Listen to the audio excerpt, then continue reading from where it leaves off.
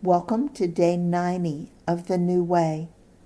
We are continuing to study the Sermon on the Mount. I'll read Matthew 7:15 through 20. Watch out for false prophets. They come to you in sheep's clothing, but inwardly they are ferocious wolves. By their fruit you will recognize them.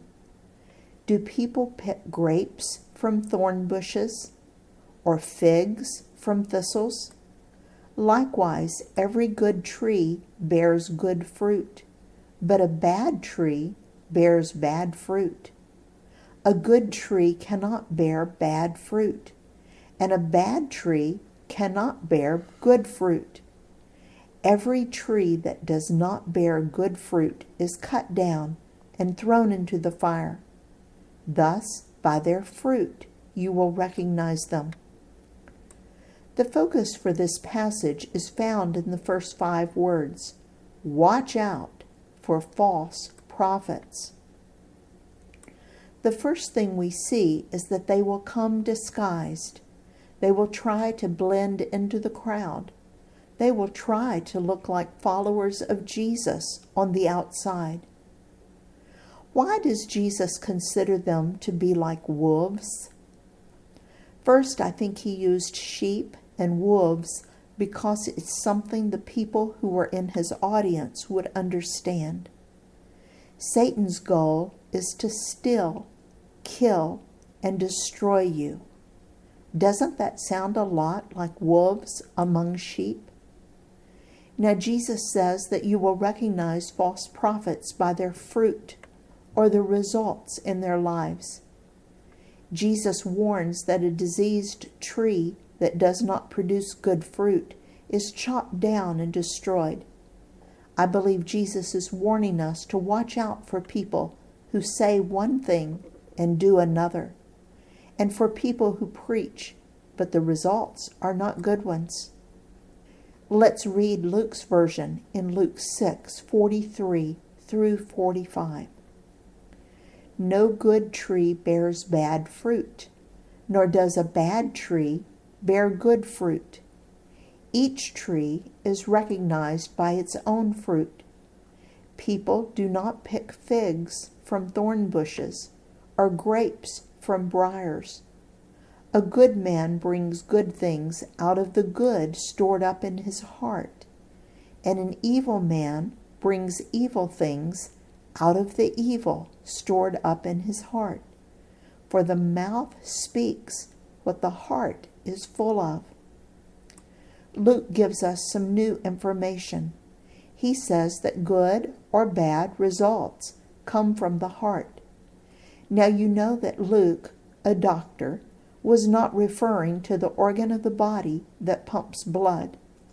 He was referring to our inner core.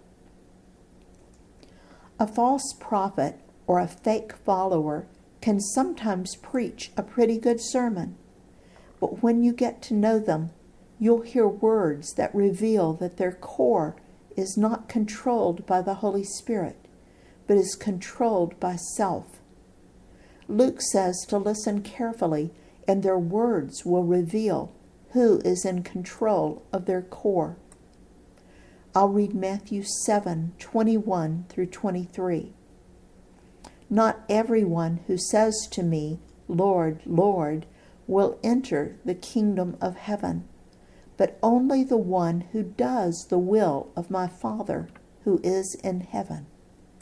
Many will say to me on that day, Lord, Lord, did we not prophesy in your name, and in your name drive out demons, and in your name perform many miracles? Then I will tell them plainly, I never knew you. Away from me, you evildoers. You need to be warned that not everyone who says they are a follower of Jesus is. I know several young women who married men who claimed to be followers, but after they were married, proved that they were just pretenders. How can this be? It's hard to tell the difference unless you examine deeply, and I want to assure you If you are going to marry someone, you should be looking very deeply. The difference lies in whether you believe about Jesus or whether you have asked Jesus into your inner core.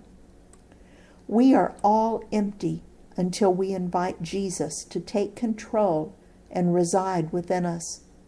Many people learn about Jesus and believe everything about him, but don't want to give him the controls of their life. Even Satan believes in Jesus. Many believe that Jesus died, was resurrected, is God's Son, etc. But they have no intention of inviting Jesus into their control center. In this passage, Jesus says some people preach sermons, do miracles. Yes, Satan can do supernatural things too. They call him Lord. But why does Jesus say, "I never knew you"? I think that means that they never invited him into their lives to be their boss, so they are still empty at the core. But they can look and act religious on the outside. Make sure you know the difference in being religious and being in a relationship with Jesus. I'll read Luke 6:46. Why do you call me Lord, Lord, and do not do what I say? The word Lord means the same as master or boss, or the one who controls me and my actions. Why do you call me Lord if you don't obey what I say? That's a really good question.